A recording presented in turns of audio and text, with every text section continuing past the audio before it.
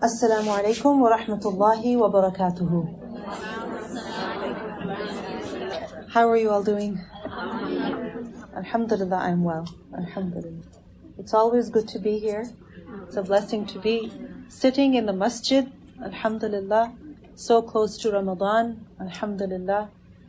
The Prophet ﷺ said that when people gather together in one of the houses of Allah, reciting the verses of Allah, then what happens? The angels surround them. And tranquility descends on them. And Allah subhanahu wa ta'ala mentions them before those who are near Him. How special you become when you attend a gathering where Allah is remembered in one of the houses of Allah. Alhamdulillahi Rabbil Alameen. Allah subhanahu wa ta'ala gave us all the tawfiq, the ability to come here. Alhamdulillah. Say Alhamdulillah. Alhamdulillah. A'udhu billahi minash shaytanir rajim. Bismillahir rahmanir rahim. Wassalatu wassalamu ala rasulihil kareem. Rabbi shrah li sadri wa yassir li amri. Wahlul 'uqdatan min lisani yafqahu qawli. Allahumma ihdi qalbi wa saddid lisani waslul sakhimata qalbi. Ameen ya Rabbil Alameen. So why have we gathered here today? For what purpose? For the purpose of welcoming Ramadan and preparing ourselves for Ramadan. Why is this necessary to prepare ourselves for Ramadan mentally, spiritually? Because Ramadan is only once a year. And Ramadan is a very special time of the year as well, right? What do we do in Ramadan? We worship Allah. How? Through fasting, through prayer, through dua, through sadaqah. And in the month of Ramadan, everyone is excited about doing good deeds, right? So if generally you don't recite that much Quran, in the month of Ramadan, you make an extra effort to recite more Quran, right? If generally you don't pray that much tahajjud in the month of Ramadan, you put an extra effort to pray in the night. And this is something that is very good. We should put in the effort to worship Allah subhanahu wa ta'ala in a better way in the month of Ramadan. You know why? Because being able to do something good, having the opportunity to do something good is a huge favor of Allah on a person. We learned in a hadith that there were two men who became Muslim at the same time. Two men came to the Prophet ﷺ, both of them embraced Islam. And soon after that, one of them died in a battle as a shaheed.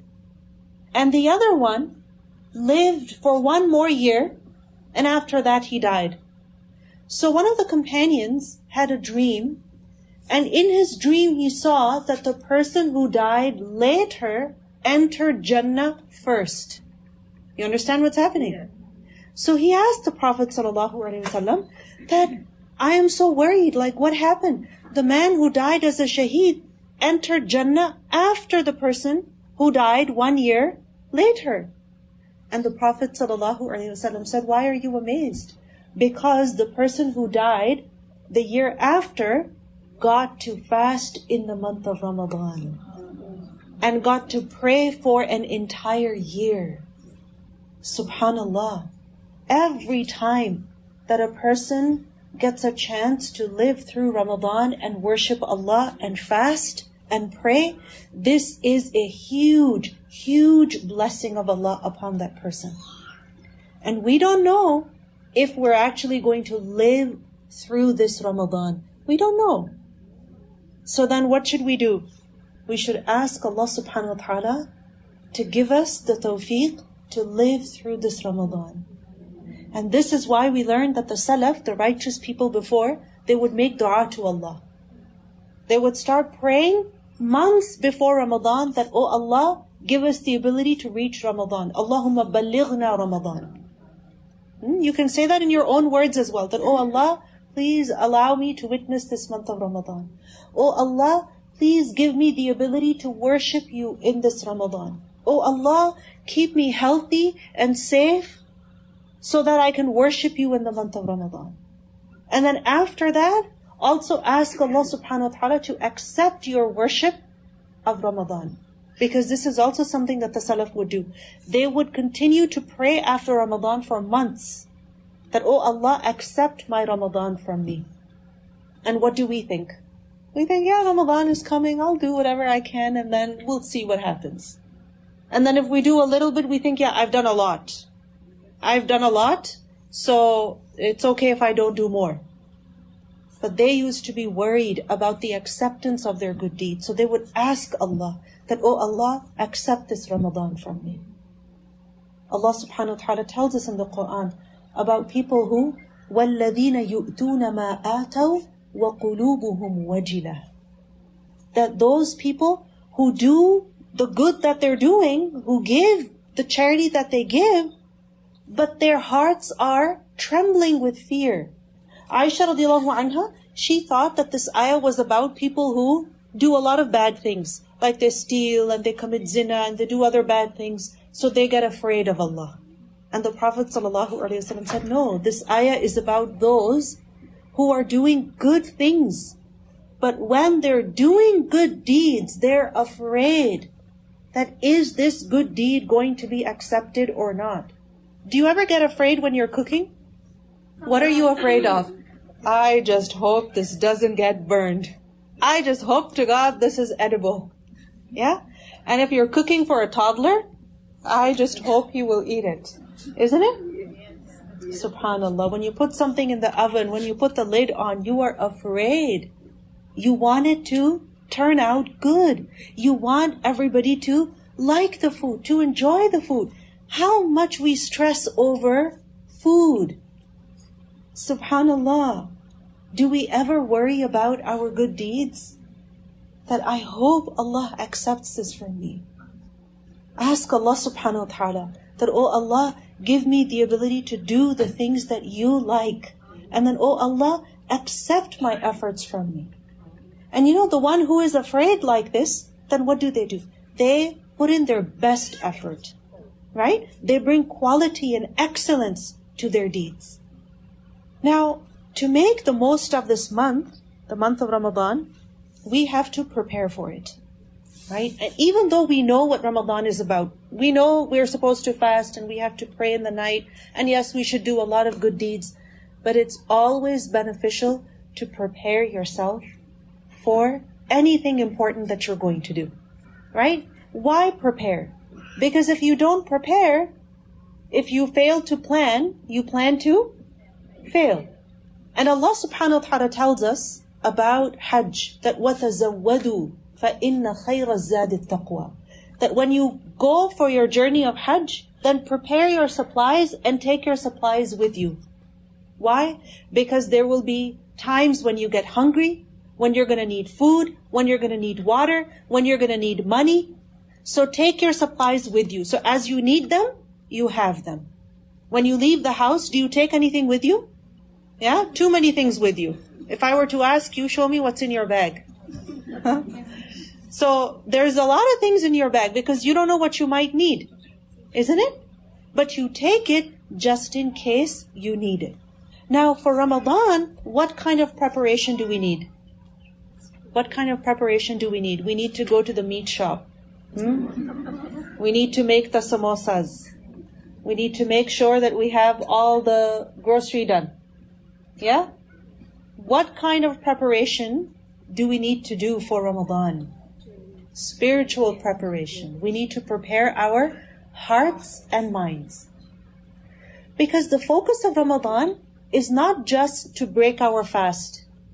We pay a lot of attention to that, and it's good, alhamdulillah. You as mothers, you want to make sure you're eating properly, your children are eating properly, your families are eating properly. You want to make sure you're able to share good food with your neighbors, with your friends. So you want to make sure all the grocery is done, right? Your kitchen is prepared. Alhamdulillah, that's good. But the main focus of Ramadan is not just breaking the fast. The main purpose of Ramadan is to worship Allah subhanahu wa ta'ala. Right? Through fasting, through prayer. That is the main focus. And this is why we have to prepare not just our kitchens, not just our houses to host people, but we have to prepare our hearts. And the preparation for Ramadan begins not the night before Ramadan, when you have to prepare the suhoor. No. The preparation for Ramadan begins weeks before Ramadan begins. How so? The scholars would say that Rajab, the month of Rajab, is like the wind.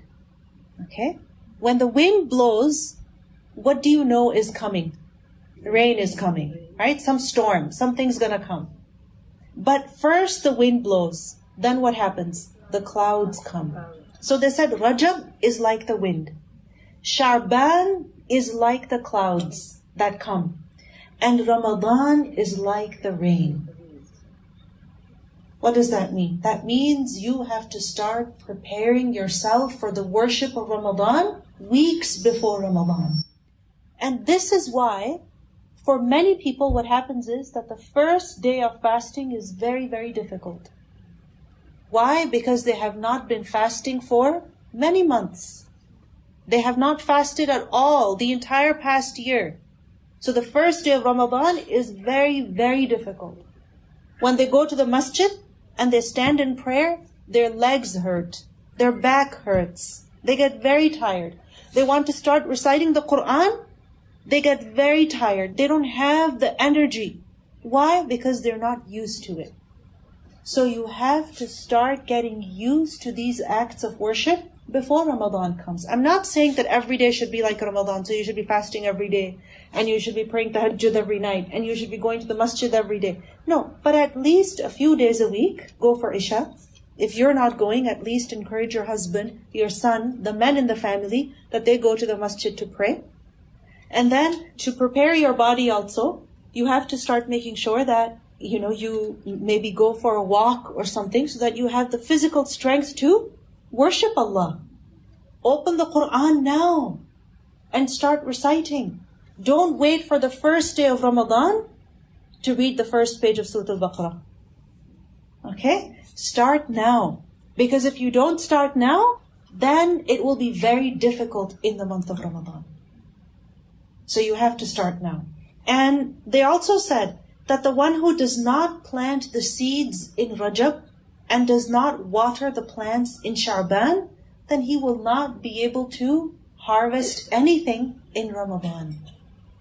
So if you want to make the most of Ramadan, you have to prepare. Now you might think, well, I'm only preparing for Ramadan like 15 days before Ramadan, so it's too late. No, it's not too late, inshallah.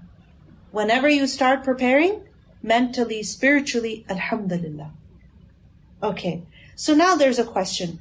What is our goal in Ramadan? What is your goal in Ramadan? The goal is to get close to Allah and to get our sins forgiven. Very good, mashallah. To please Allah, good. What else? Increase the taqwa of Allah so that you become more conscious of Allah. Excellent. Anybody else? What other goal do you have? To become a better Muslim. Okay, good. You want to give more charity. Why do you want to give more charity? Because I need Jannah. Alhamdulillah. Yes. We need Allah's pleasure. We need Jannah. We do.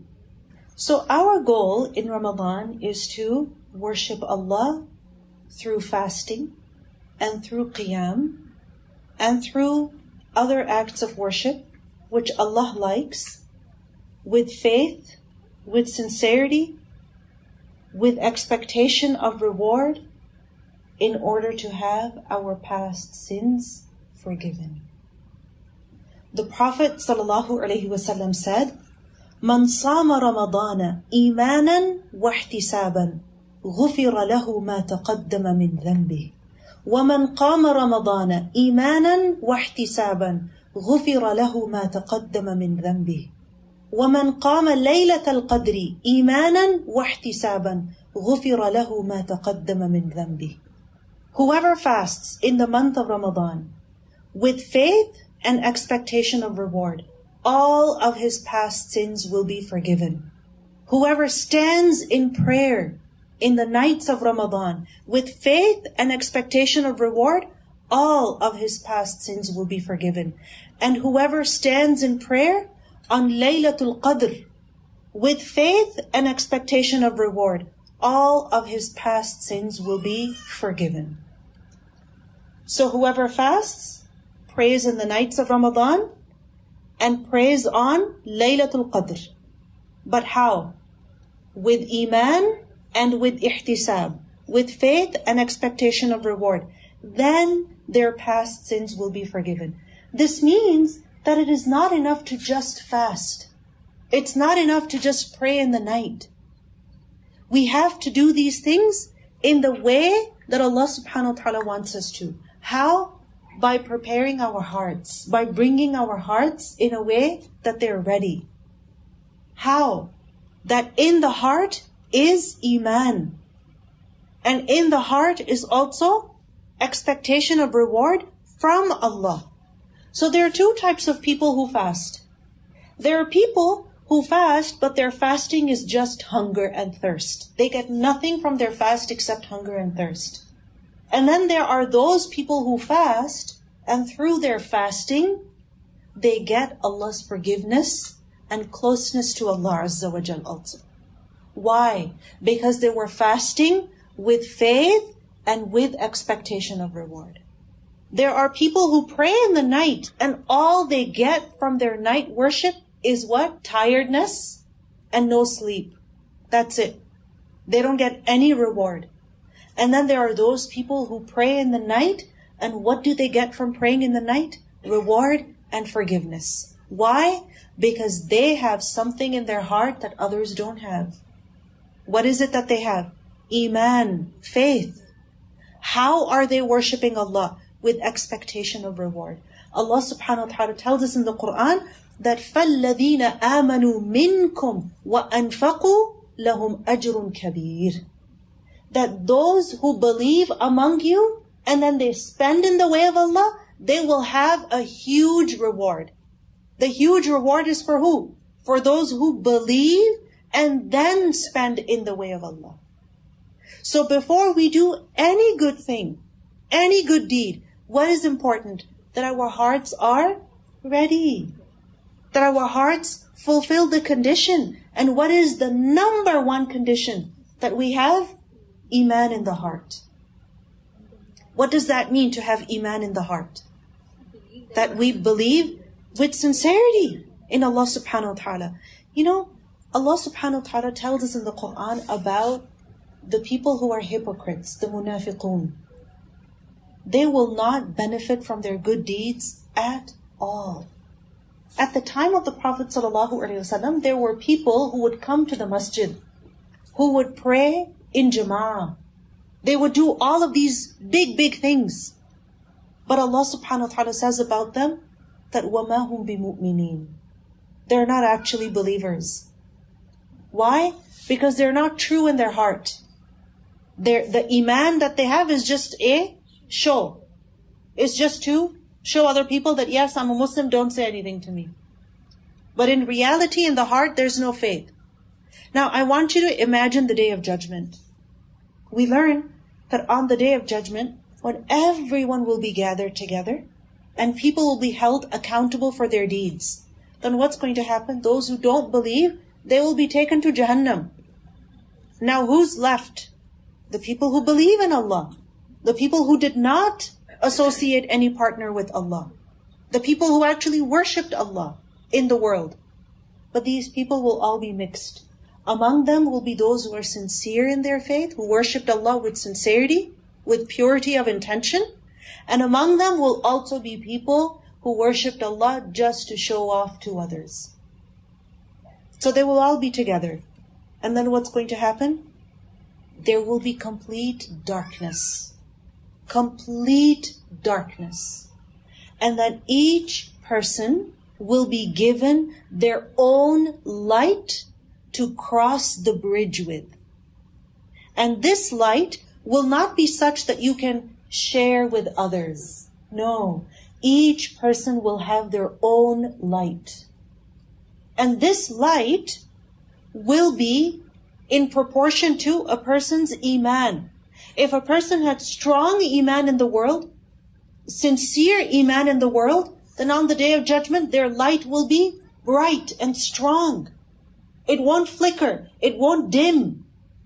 And with that light, they'll be able to see and they'll be able to cross the bridge. But if a person's iman is weak in the world, that sometimes they were very, very shaky. They didn't even want to pray. Sometimes they even used to leave salah because they were upset with Allah. That Allah, you didn't give me this. Oh Allah, you didn't give me that. So I'm upset. I'm not going to pray. And then after a few days, they get less angry and they feel bad. They feel ashamed. And then they worship Allah. Some people are like that. They're very transactional in their relationship with Allah. They're like, oh Allah, I'll pray. And if you give me what I want, if I get good things in life, then I'll be a good Muslim. But if I get things in my life that I don't like, then I'm not going to be a good Muslim. This is how they have their relationship with Allah. مَن يَعْبُدُ اللَّهَ عَلَى حَرْفٍ. They worship Allah at the edge. If things are easy, yes, I'm a good Muslim.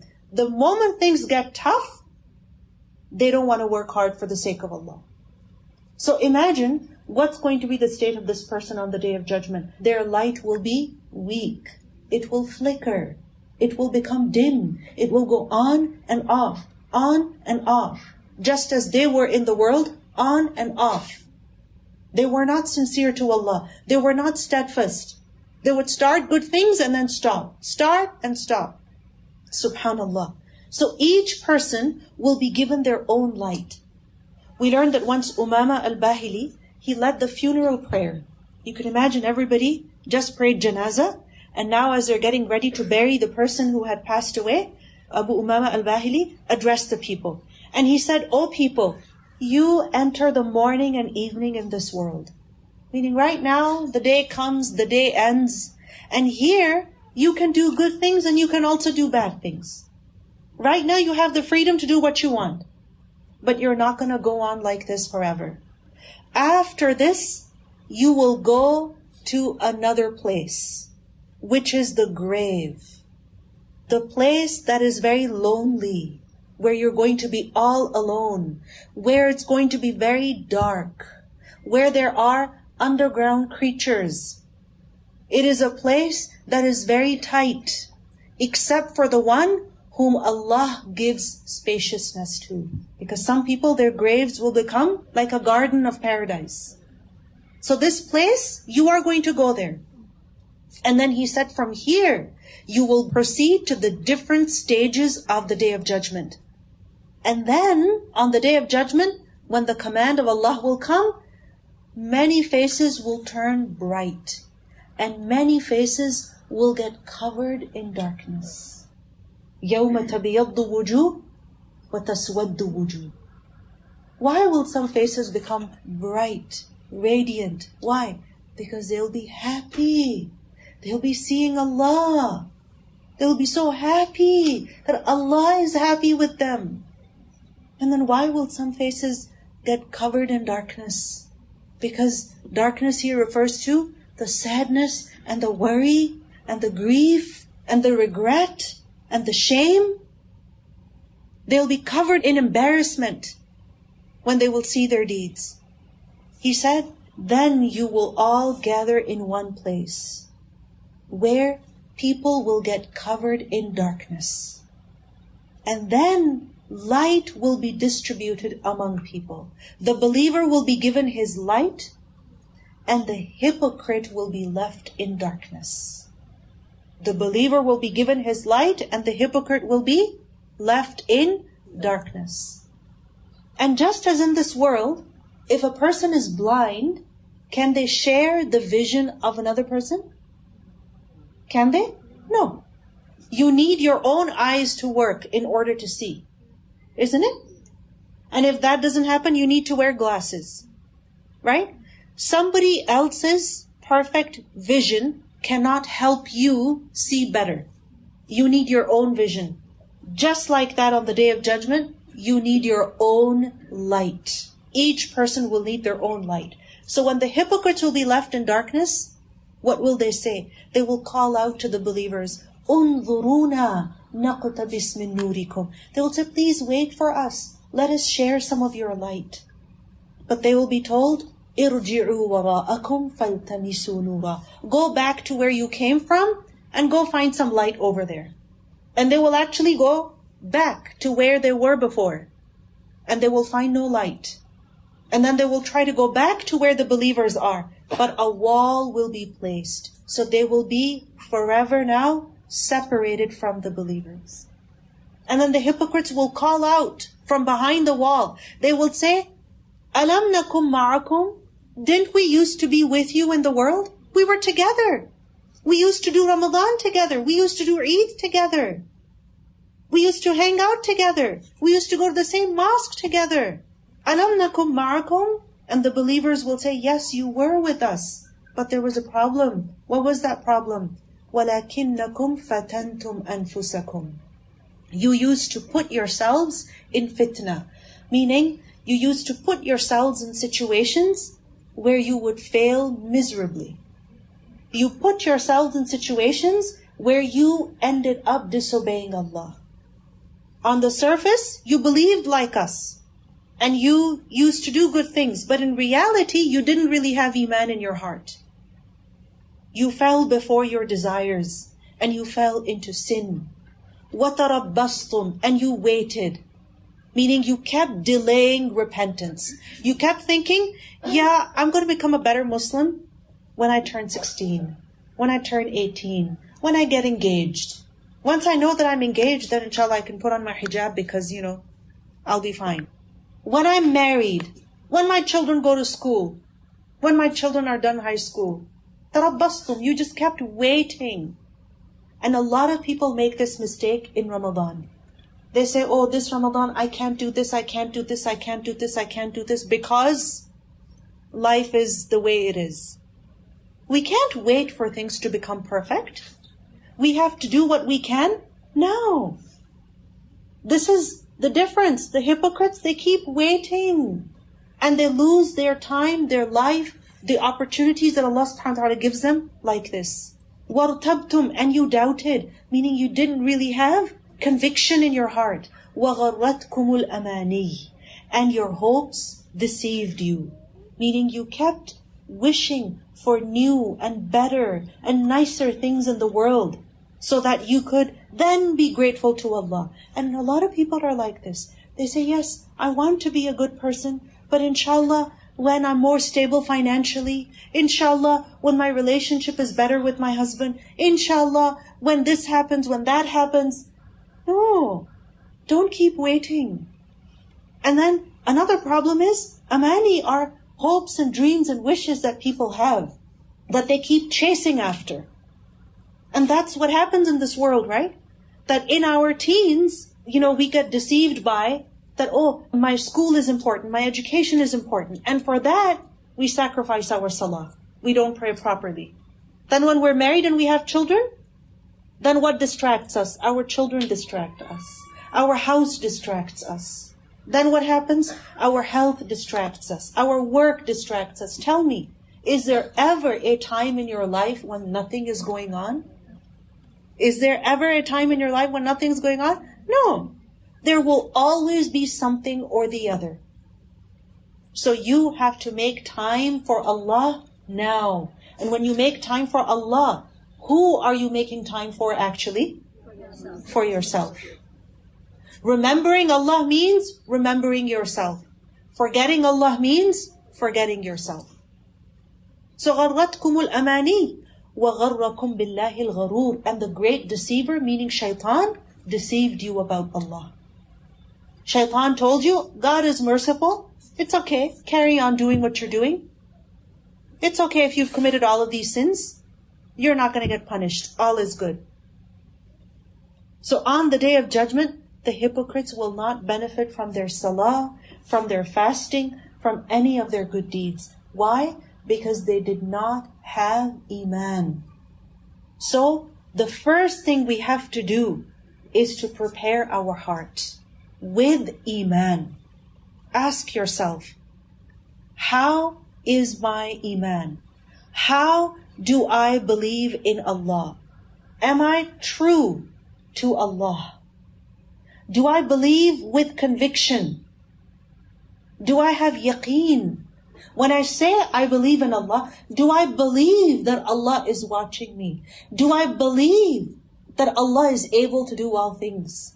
Do I believe that Allah can hear me? Do I believe that Allah is the most merciful?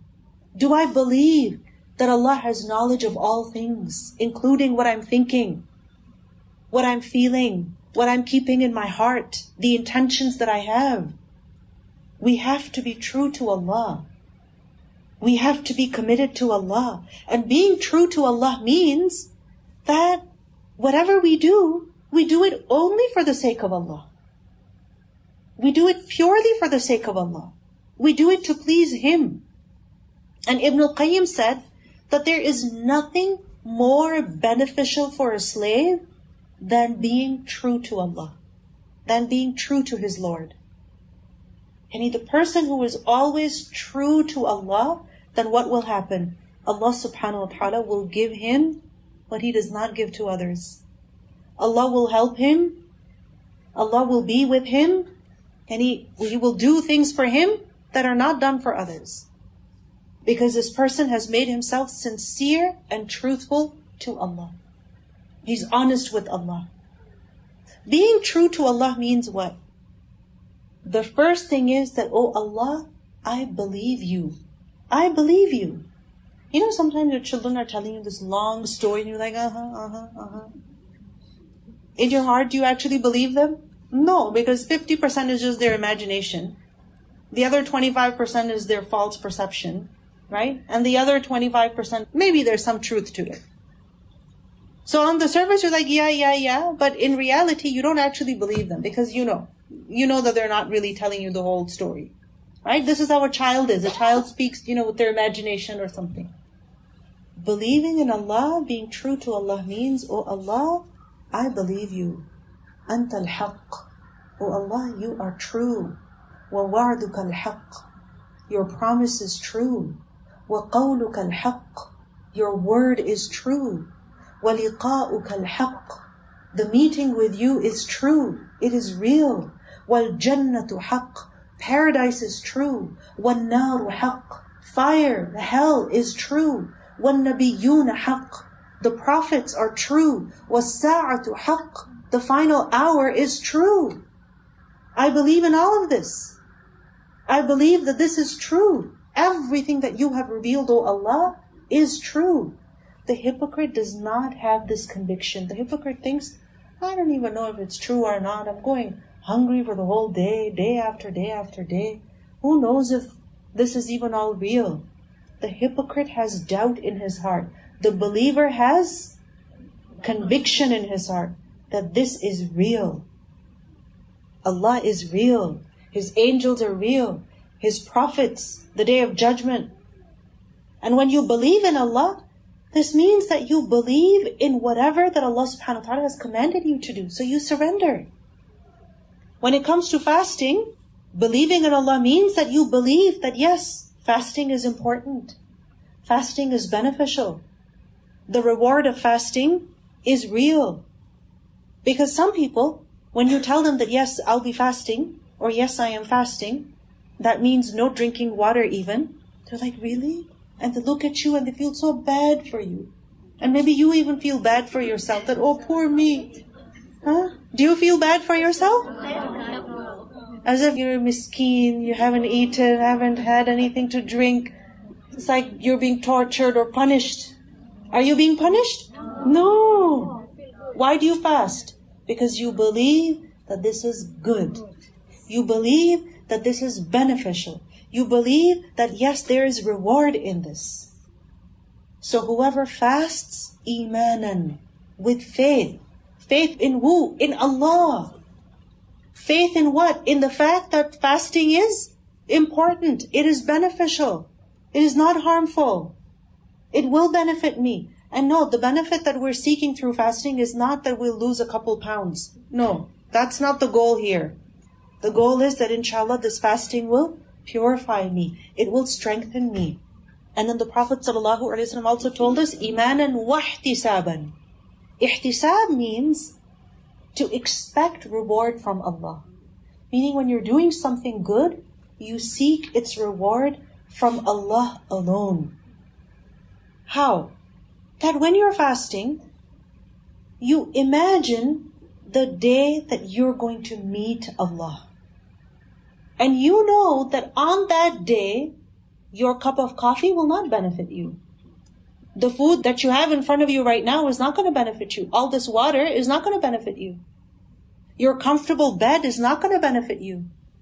All the products that you use for your skincare are not going to benefit you that day. What's going to benefit you on the Day of Judgment when you meet Allah, when He holds you accountable? What will benefit you? It's your good deeds. It's your fasting. It's your prayer. It's your dhikr. It's your recitation of the Quran. It's your sadaqah. That will benefit you on the Day of Judgment. So when you're fasting, imagine that. Imagine that. And that's the thing. Nobody can reward you for your fast except who? Allah. As Allah subhanahu wa ta'ala says, that as-sawmu li wa ana ajzi bi. Fasting is for me and I give the reward for it. And fasting will actually intercede for you on the Day of Judgment.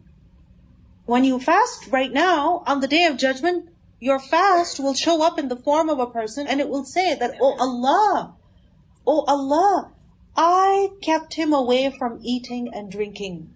He stayed hungry, she stayed hungry and thirsty because of me. So please allow me to intercede for this person. So the fast will be allowed to intercede for you, to request for you, so that your sins are forgiven. Your fasting will defend you on the Day of Judgment. Is your food and drink in your comfortable bed going to defend you?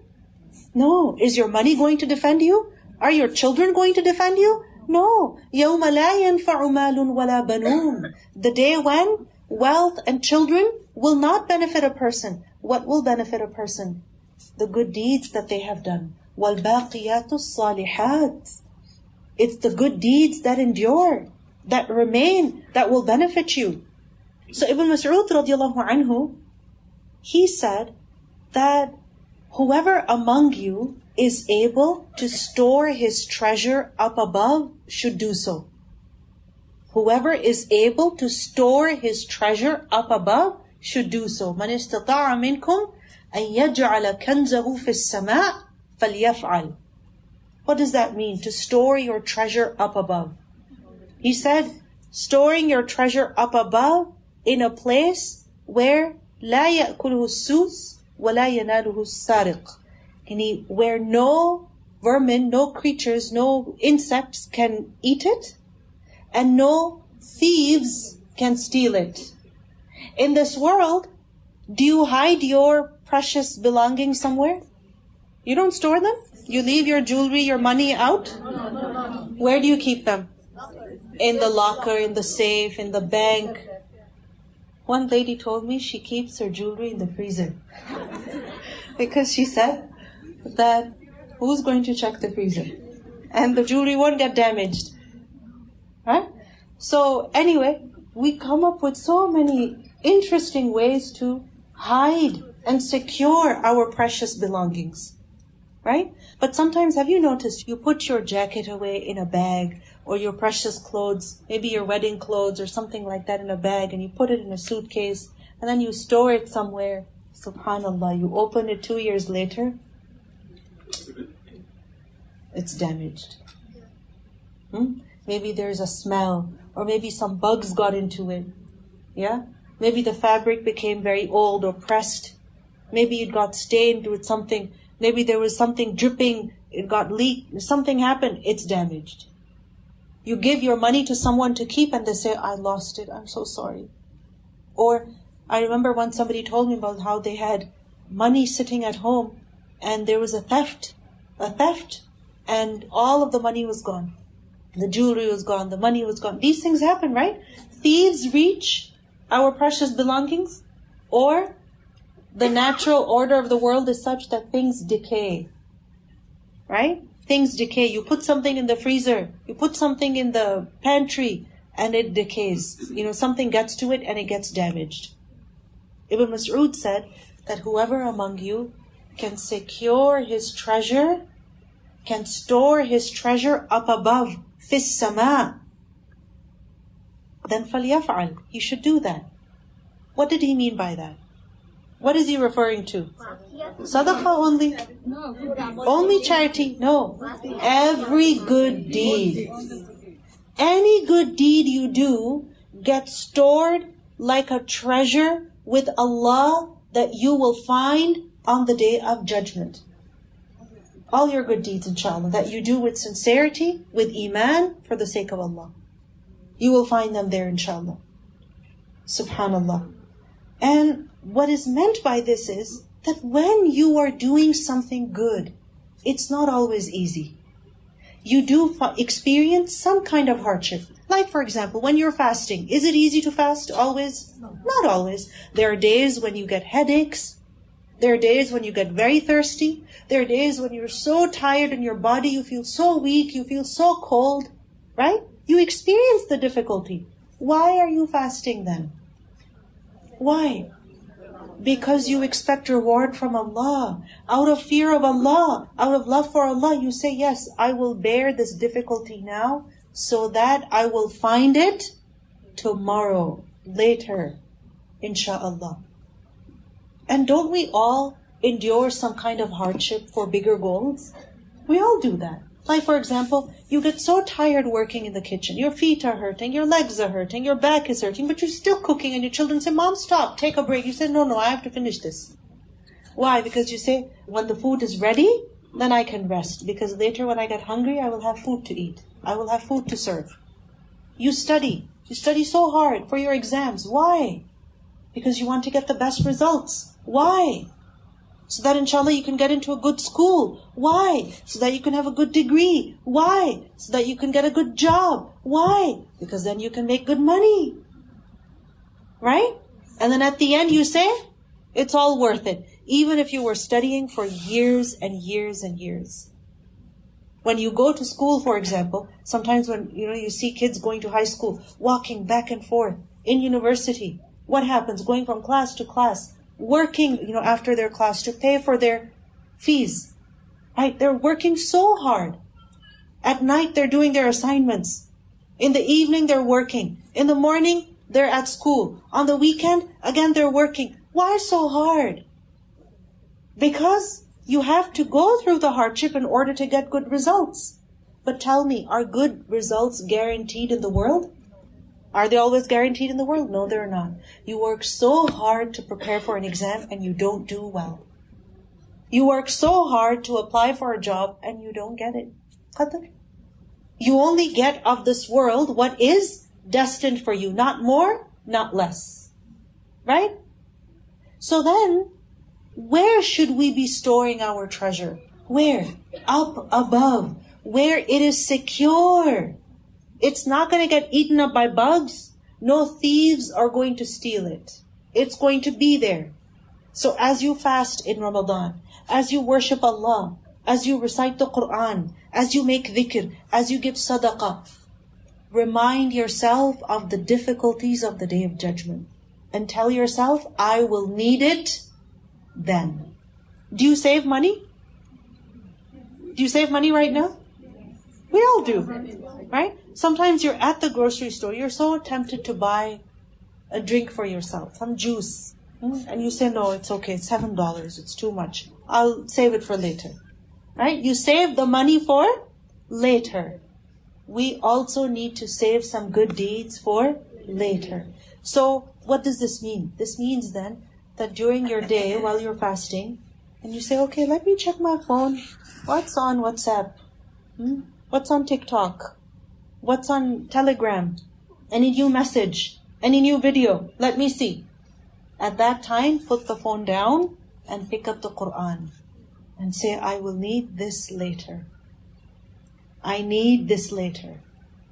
When you don't feel like going to the masjid, when you don't feel like praying in the night, when you pray 2 rak'ah and you say, oh, Taraweeh is not fard, I'll just sit down and listen on my phone. Remind yourself, I will need this later. I need it. I have to save this for myself for later, inshallah. So this is what it means by ihtisab. That you do good while hoping for, expecting reward from Allah. Expecting reward from Allah means then that you have to do something. Not that you just wish and hope for reward and do nothing. That's not how it works. You have to do something. Now, the person who worships Allah with iman and ihtisab, what does that mean? That means that they are not going to be lazy then. They're not going to be lazy. This means they're going to worship Allah during the day and during the night. This means that they're going to spend more time in the worship of Allah than doing other things. So you have to keep an eye on yourself, that during the day and also during the night, where is my time going? Is my time going just on my phone? Is my time going just in talking, just in cooking, just in cleaning? My time also has to be used in the worship of Allah. The person who expects reward in the hereafter, they prioritize their tasks correctly as well. Because sometimes in the month of Ramadan, people don't manage their time properly. What happens is that as they're close to iftar time, they're like, oh, there's no food, let me cook something. 30 minutes before iftar, they're like, okay, let me cook something. Oh, today I feel like having pakora, let me make pakora right now. And then they start getting busy in making those last minute treats. But in making those last minute treats, what are they missing out on? That time for making dua. The fasting person, when they break their fast, their dua is accepted. The time before iftar should be spent in making dua. Make a promise to yourself that 15 minutes before iftar, I'm going to get out of the kitchen. I have to be out of the kitchen. And tell your children that they should tell you. Because children love to correct their parents. As much as we love to correct them, they also love to correct us. So tell them, this Ramadan, my rule is 15 minutes before iftar, I have to be out of the kitchen. Can you make sure I do that? So they will remind you, inshallah. Because they know that at that time you create such a chaos. You're yelling at everybody, you're calling them. So they'll be like, Mom, 15 minutes left, please, out of the kitchen. And then inshallah you'll be making du'as. The person who expects reward from Allah does not neglect the recitation of the Quran during the day. They recite the Quran during the day. The person who expects reward from Allah does not leave their morning adhkar. They do dhikr in the morning. Because sometimes what happens is that because we've been up since a very long time, then right after Fajr we want to sleep. And when we sleep right after Fajr, we don't make our morning dhikr. If we want reward from Allah, we need to make that morning dhikr. Aisha radiallahu anha, she would recite Quran after Fajr, even in Ramadan. And when it was time for Ishraq, she would pray her Ishraq and then take a nap. So maybe you can do something like that also. Stay up for some time after Fajr, make your dhikr, and then go and take your nap if you want to. The one who expects reward from Allah strives hard in the last 10 nights of Ramadan. The one who expects reward from Allah increases in their sadaqah. The one who expects reward from Allah spends more time with the Quran. Now let's talk a little bit about the different good deeds that we can do. What are some things that we can focus on in the month of Ramadan? Besides fasting and besides praying in the night, what are some things that we can do? First of all, increase in good deeds as much as possible. And every person is different. I can tell you, pray Ishraq. But maybe at that time you're at work or you're at school and it's not possible for you. I can tell you, make dhikr, this dhikr or that dhikr. But maybe that is not possible for you because of your situation. So see what is possible for you, but your goal should be that I want to increase in my good deeds as much as possible. If that means that you can pray 2 rak'ah nafil prayer with every salah, alhamdulillah. If that means you can recite 3 juz every day, alhamdulillah. If that means you can recite 1 juz every day, alhamdulillah. If that means you can recite half a juz every day, alhamdulillah. If that means you can say subhanallah wa bihamdihi, subhanallah al-azim 100 times in the morning, 100 times in the evening, alhamdulillah. If that means you can say la ilaha illallah wahdahu la sharika lah, lahul mulku wa lahul hamdu wa huwa ala kulli shay'in qadir 100 times during the day, alhamdulillah. Your goal should be that I have to increase in my good deeds. I need to be doing more than what I used to do before. Why? Because when the month of Ramadan begins, the gates of the sky are opened.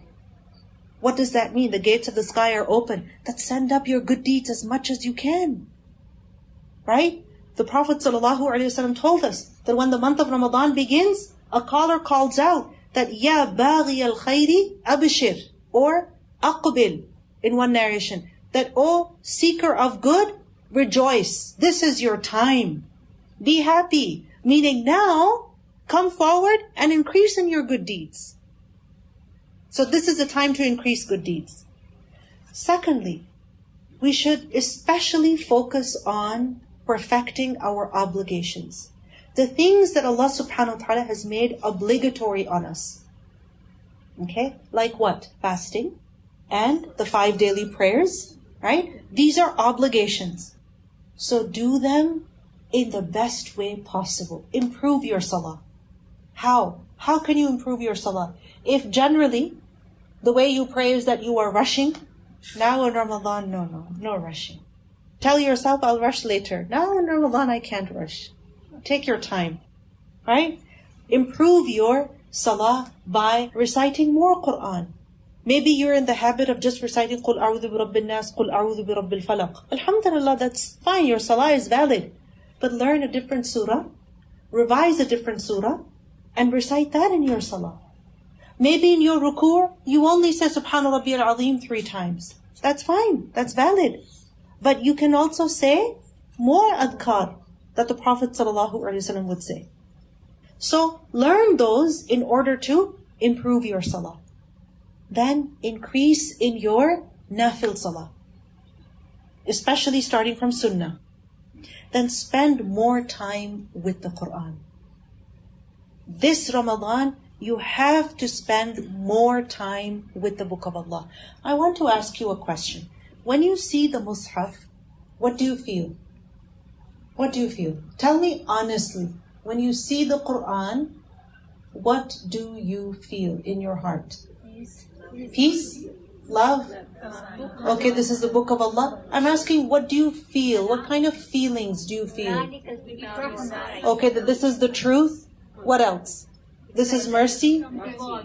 Okay, this is a valuable treasure. I'm asking you, what do you feel? Fear? That's an honest answer. She said she feels fear. When she looks at the Quran, she feels fear. I know we all feel iman and love. Yes, this is the Book of Allah. But if I ask you to tell me honestly, when you look at the Quran, do you feel shame? Do you feel shame? Yes. Why? I don't know it. I don't recite it. I don't recite it enough.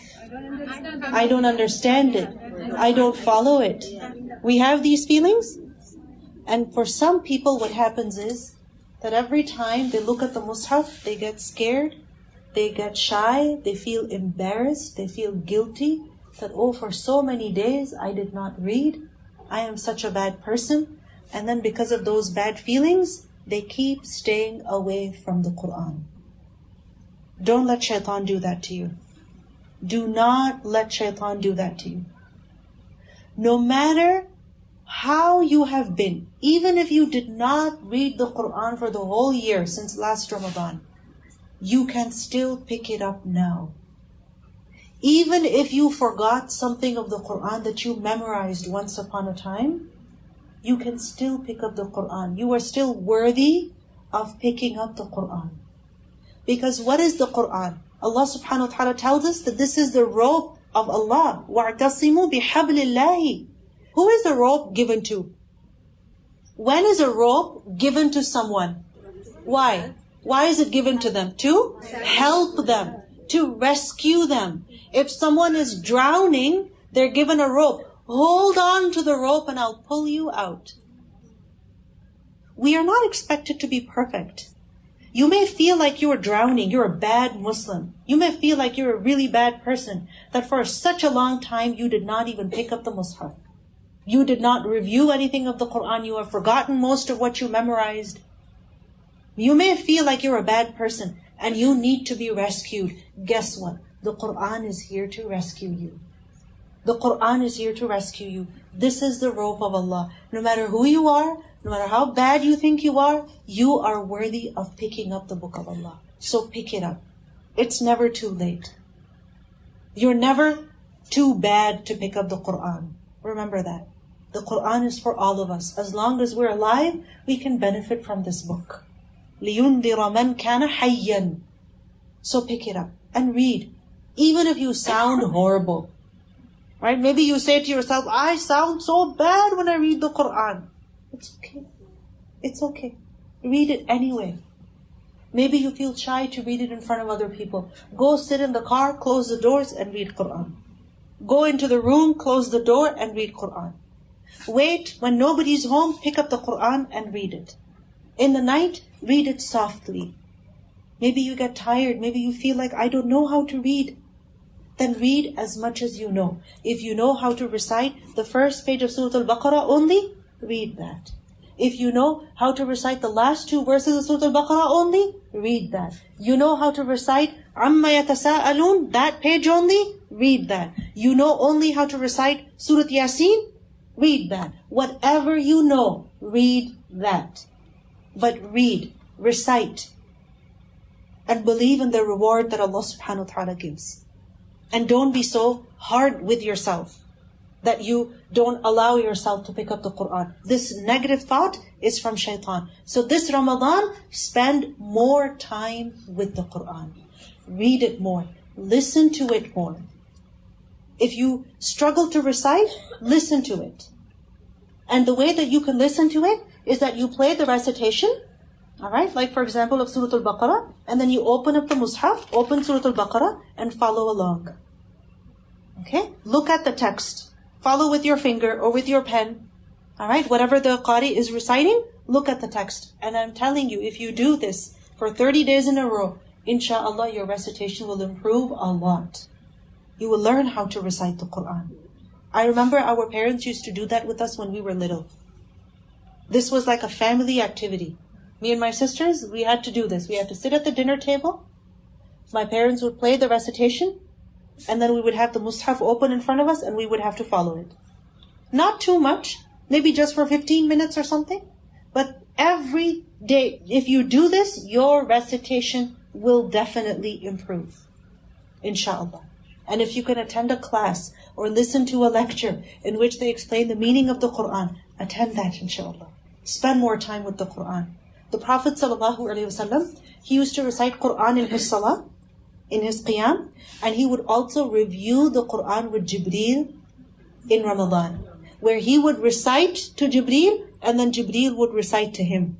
This means that it's so beneficial for us to read the Quran ourselves and also to listen to it from other people. Inshallah. Also, qiyam in the night.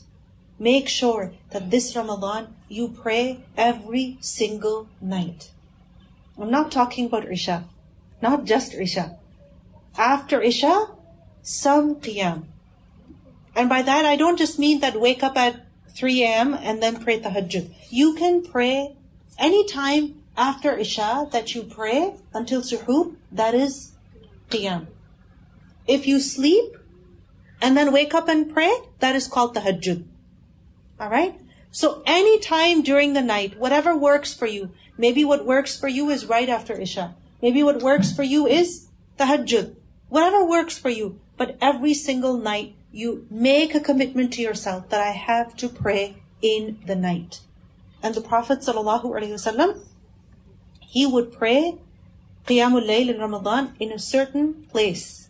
The Sahaba described it, right? That min hasirin, a certain place where there was like a small wall, right? Because that was his designated place. So you should also have a designated place, a fixed place, even in the masjid. When you go to the masjid, no. Okay, first row, this is my spot. Because when I stand and pray here, I have more khushu. But please, if somebody else is standing there, don't fight them. Okay? Don't fight them. But you have to try to get there before them, inshallah. Right? And if you cannot do it in the masjid, then at least at home. At home also, pray in the night as much as you can. You might say, I don't know a lot of Quran, I have not memorized it. It's okay. Recite Qul Huwallahu Ahad 10 times in one rak'ah. Recite Qul Huwallahu Ahad again 10 times in the second rak'ah. Pray 8 rak'ah like that. Pray 2 rak'ah, 4 rak'ah, whatever that you are able to. But every night, pray qiyam. Because the best prayer after the fard prayer is the night prayer. That is what Allah subhanahu wa ta'ala loves. We learn in a hadith that qiyamul layl draws you close to Allah. So many of you said that this Ramadan, my goal is to draw close to Allah.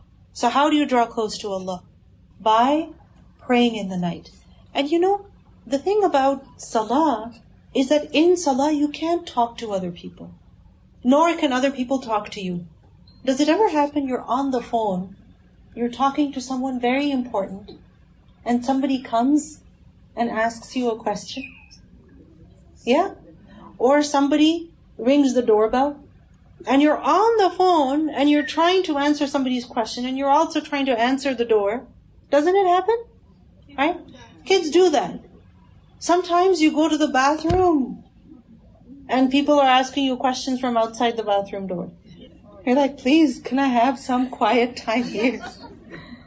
Subhanallah.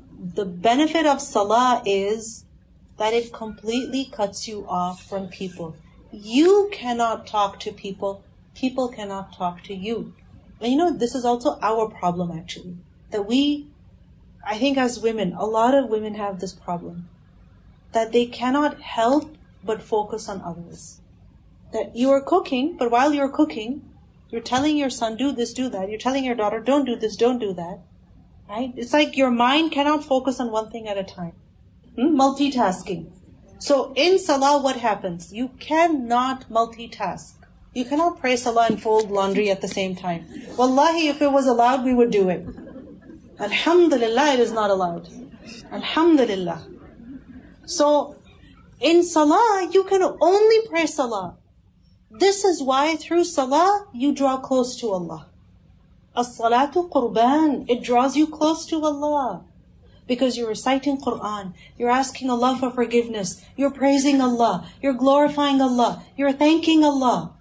So salah has to be a goal in Ramadan, especially the night prayer. And even on the nights when you're tired. I know some nights are very difficult. They can be very difficult. But even on that night, just pray 2 rak'ah. Pray 4 rak'ah. Maybe after that, take some break, take some rest, and then start again. And tell yourself, I will need this later. Tell yourself, I will need this later. The Prophet ﷺ, when he would pray in the night, what would happen to his feet? They would swell up. Has this ever happened to you, that your feet swell up? When do they swell up? Yeah, on the plane when you're sitting for so long, right? Or when you're pregnant and you've been eating so many nice things that you've been craving, right? Salty food. So, all of that has caused your body to swell up. Happens.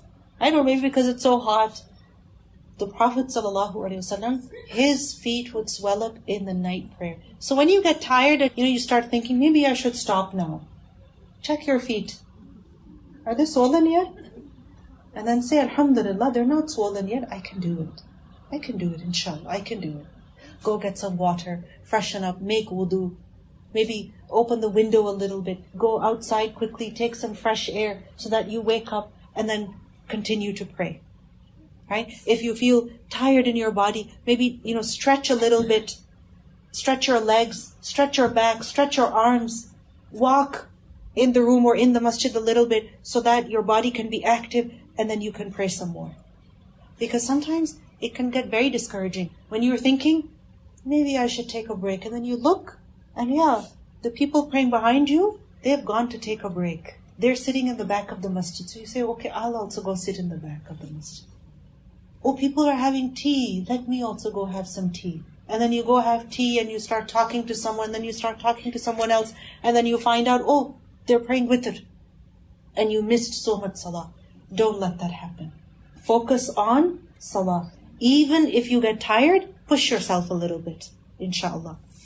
Also in Ramadan, make a lot of dua. The verses that you heard about Ramadan, in them, there's also the ayah, وَإِذَا سَأَلَكَ عِبَادِي عَنِّي فَإِنِّي قَرِيبٌ.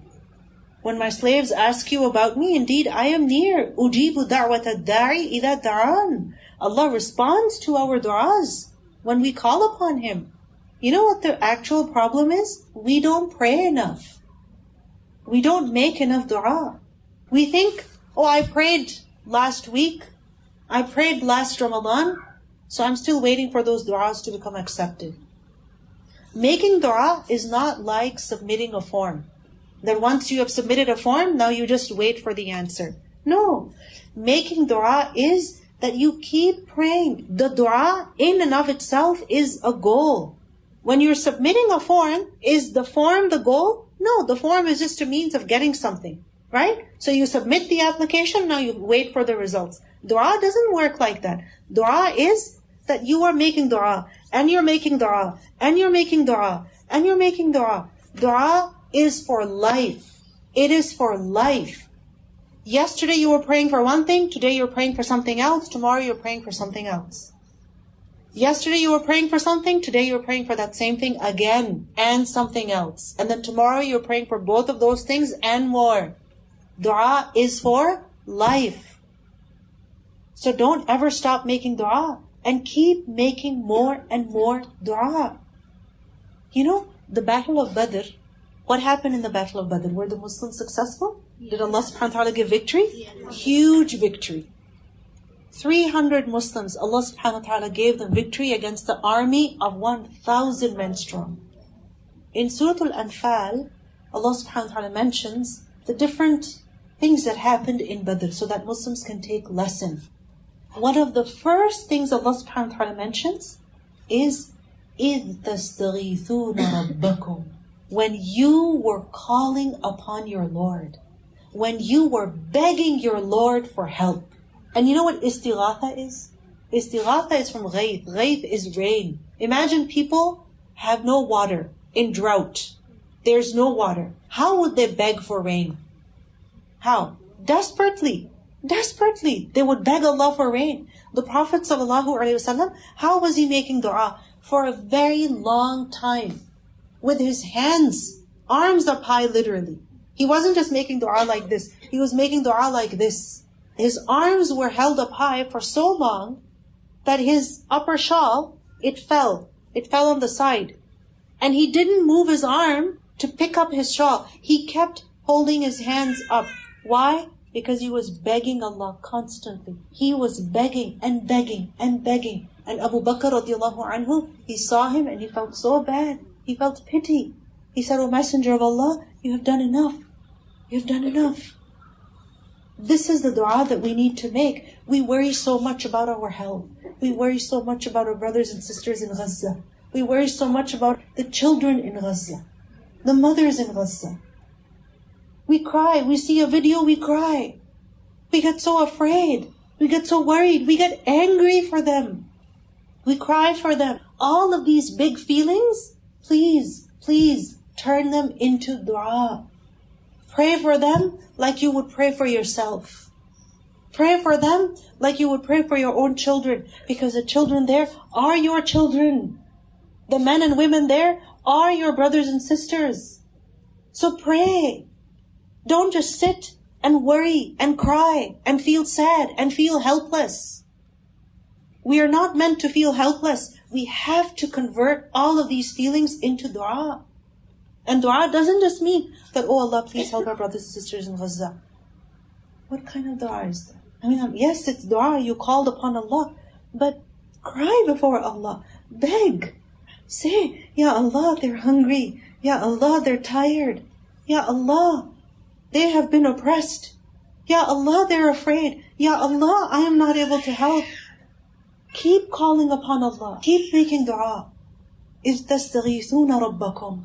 Whatever you worry about for yourself, for your children's deen, your iman, your health. Maybe you're worried about your future. Whatever it is that you're concerned about, call upon Allah Azza wa Jal. Make dua when you're breaking your fast. Make dua in the night. when you're praying qiyam. Make dua at the time when you are up for suhoor. Especially ask Allah subhanahu wa ta'ala to forgive you at that time. وَبِالْأَسْحَارِ هُمْ يَسْتَغْفِرُونَ. That is the time to seek forgiveness from Allah. Make dua also during the day while you're fasting. Because while you're fasting, you're already engaged in an act of worship. So any time that you're fasting is an excellent time to make dua. But especially when you're completing your fast, when you're breaking your fast, then make dua. And remember, in the night, Allah subhanahu wa ta'ala especially calls us that is there anyone who will call upon me so that I answer him? Is there anyone who will ask me for something so that I give him? So ask Allah subhanahu wa ta'ala in the night. And especially ask Allah subhanahu wa ta'ala for forgiveness in Laylatul Qadr. In the last 10 nights of Ramadan, especially the odd nights, seeking Laylatul Qadr, Allahumma innaka afuwwun tuhibbul afwa fa'fu anni. Another thing we have to do in this Ramadan is that we have to spend for the sake of Allah. Give for the sake of Allah. Because when you give something for the sake of Allah, Allah subhanahu wa ta'ala multiplies it. By how much? Up to 700 times and more. When you put money in the bank, does it multiply? Does it increase? Actually, it goes less, right? It decreases, right? When you give your money to Allah, what does Allah do? First of all, He takes it as a loan. What does that mean? He will return it to you. Secondly, He won't just return it to you, the same amount that you gave Him, He will actually multiply it for you.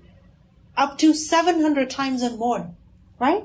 In the Quran, we learn that the example of those people who spend their wealth in the way of Allah is like that of a seed. When you put the seed in the ground, you feel like, oh, it's gone. It's buried. It's hidden. It's finished. But is it finished? No. Now it's going to grow into a plant that will grow so many more seeds. So many more. A tree that is giving hundreds of fruits, that tree came from what? One seed. Isn't it? So this is what it means to spend in the way of Allah. Allah will give you many times over. And I know it's hard, especially now when even groceries have become so expensive. Everything has become expensive. There's no doubt about that.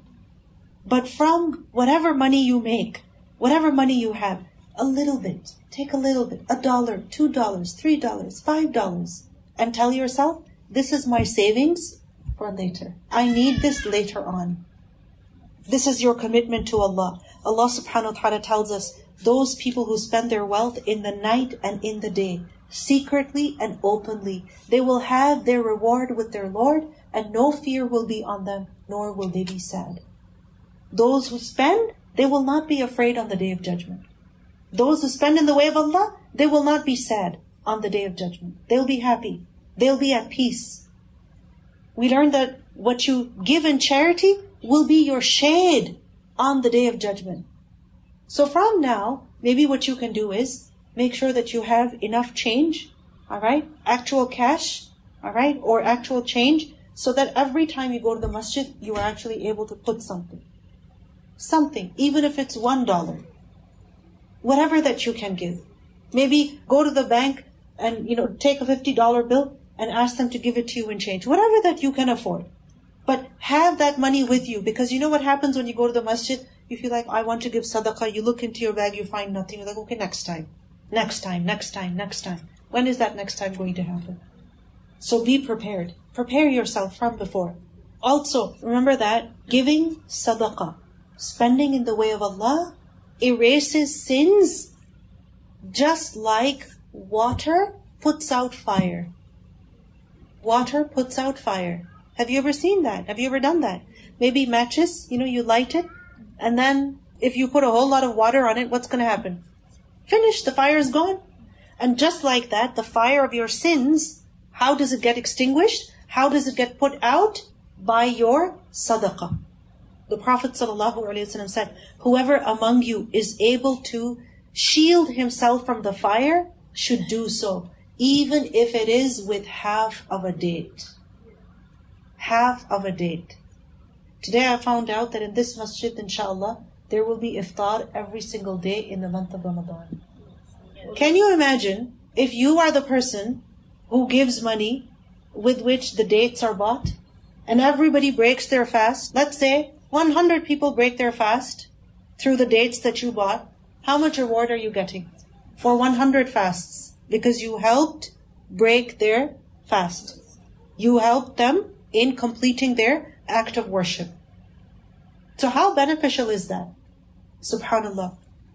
So make sure you contribute to that, whatever you can. This masjid, any masjid that you go to, especially when you go to eat there, when you benefit from there, contribute. Contribute whatever that you can. And remember, when you give for the sake of Allah, Allah will not leave you empty-handed. Experience this in your life. Who do you give money to? In general, who do you happily spend on? Yourself? Do you really like to spend on yourself? Women don't. Who do you like to spend on? Your children, right? You like to spend on your children. You like to spend on your parents. You like to spend on your loved ones. Do you love Allah? Do you love Allah? Do you? Alhamdulillah. So spend for the sake of Allah. Every day, whatever that you can, in whatever way that you can. We also learned that on the Day of Judgment, the charity that a person gives will be their shade. On the day when there is no other shade. Right? So your charity will be a shade for you.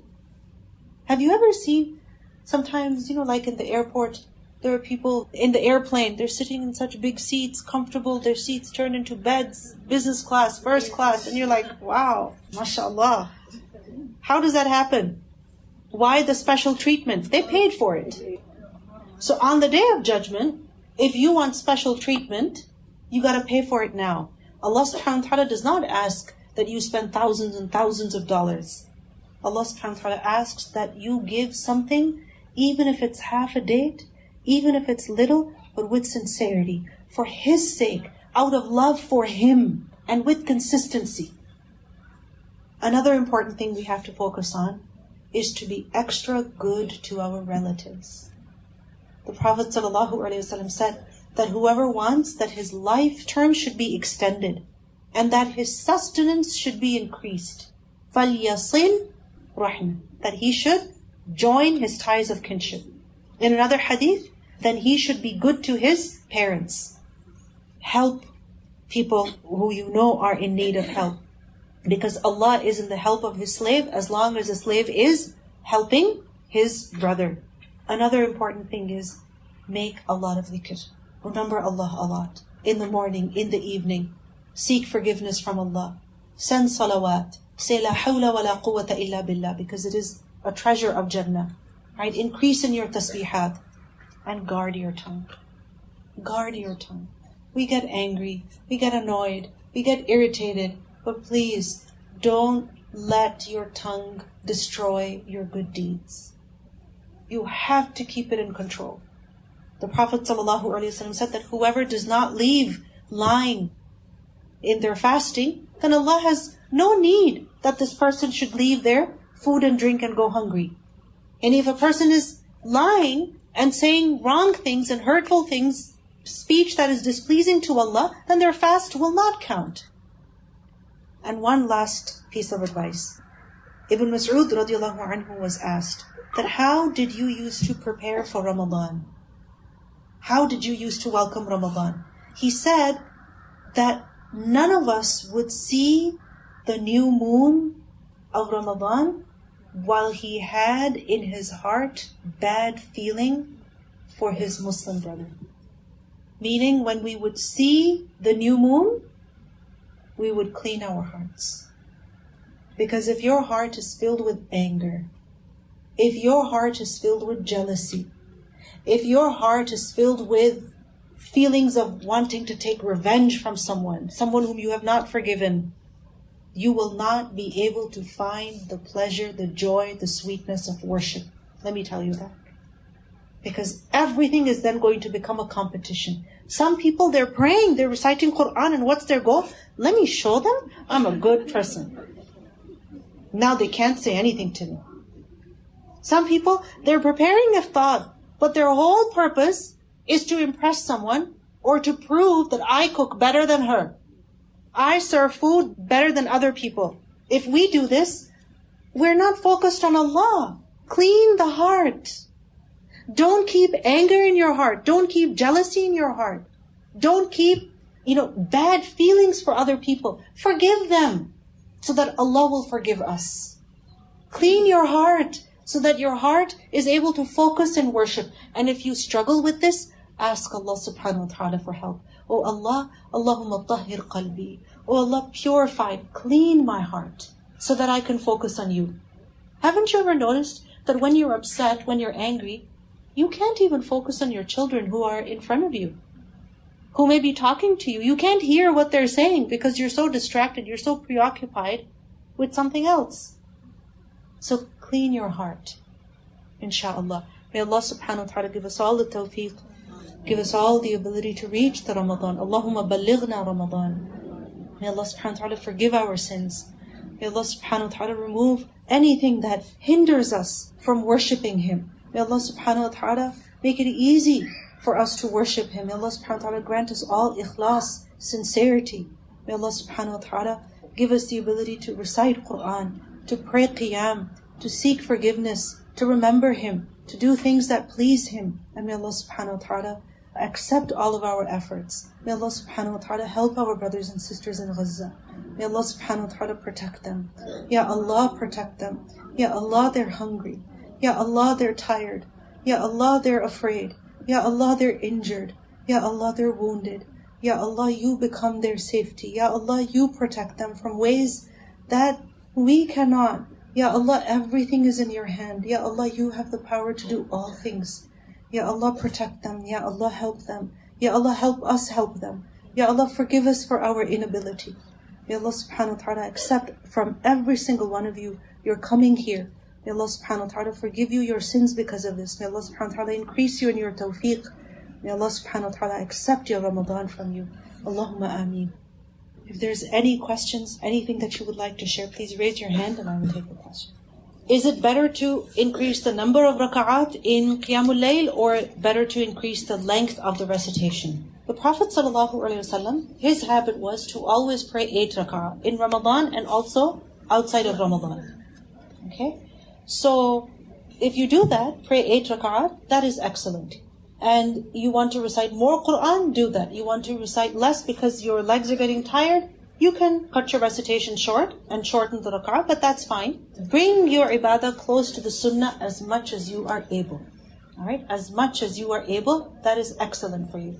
However, Umar radiallahu anhu, when he was a Khalifa and he started the Taraweeh in the masjid, he had them lead 20 rak'ah. Why? Because people would come from work, from their farms after a whole day of working. Not everybody would have the capacity to stand for that long. Right? So they would have shorter qiyam, okay? And this way, also the benefit is that if someone comes later, they can still catch 8 rak'ah. So whichever masjid you go to, okay, inshallah it's good. Whether they pray 8 or 20, inshallah it's good. If you are praying yourself, okay, you're praying yourself, you're reciting yourself, then it is allowed for you to read from the mushaf, okay? So for example, if you have a Qur'an stand, you can put the mushaf on that so that you don't have to move anything, right? You don't have to pick up anything, you don't have to put anything down, you just, maybe bring the Qur'an stand closer, that's all you do, and you read from that, okay? Or if you don't have it, then you have the mushaf right next to you on a table or something, you pick it up and you put it away, alright? However, if you're praying behind the imam, you are not reciting, the imam is reciting. Can you open the mushaf then and follow along? No, that is not correct. Okay? You only open the mushaf in order to read from it, and that is only in nafil prayer, in voluntary prayer, alright? Not in fard prayer. And even in nafil prayer, actually some ulama do say that it is better not to do that. You only recite from memory, which is why I said that if you know only Surah Al-Ikhlas, read that 10 times. What I would advise you to do is, whatever negative feelings that you have developed over time towards the Quran, you need to replace them with positive ones. And positive ones will come with positive experiences. So find out ways through which you can have those positive experiences with the Quran. What are some ways you can do that? First of all, recite the Quran as much as you can, right? And even if you have not recited for many days, it's okay. Tell yourself, I can recite. If you can recite half a page, alhamdulillah. You can recite 1 page, alhamdulillah. You didn't get to recite yesterday, you get to recite today, alhamdulillah. Reciting some Quran is better than reciting no Quran. And as you will recite more and more Quran, you will actually feel a sense of accomplishment. That alhamdulillah, I'm reading. You complete Surah Al-Baqarah, you're like, alhamdulillah, wow. Yes, it took me 3 months, but yeah, I did it. You complete Surah Al-Imran, you're like, yes, alhamdulillah, it took me another month, but alhamdulillah, I did it. You reach the halfway point, and then one day, inshallah, you will read Surah Al-Nas also. So as you will complete the recitation, you will feel a sense of accomplishment. And you know when you're on a good streak, that good streak itself becomes a source of motivation. So I would say the way you can have this positive experience is that you can recite more Quran, inshallah. Another thing is, find people who can help you have those positive experiences with the Quran. Find a class where you can learn the meaning of the Quran, where people can help you understand the meaning of the Quran. And inshallah, once you start learning the meaning of the Quran, you will fall in love. You will fall in love with the Quran. You will pick up the Quran and you will say, هَذَا كَلَامُ رَبِّي. This is the word of my Lord. You will want to make sure you have the mushaf with you everywhere you go. You will have your personal mushaf that will be a part of you. That will be your companion. You will not be able to imagine your day, your week, your life without the Quran. Insha'Allah. And ask Allah subhanahu wa ta'ala, Ya Allah, give me the ability to draw closer to you through your book. Insha'Allah. Insha'Allah, we will conclude here. Barakallahu feekum. Thank you for your patience. May Allah subhanahu wa ta'ala make this beneficial for all of us. Ameen. Subhanakallahumma bihamdik. Ashhadu an la ilaha illa anta. Astaghfiruka wa atubu ilayk. Wassalamu alaikum wa rahmatullahi wa barakatuh.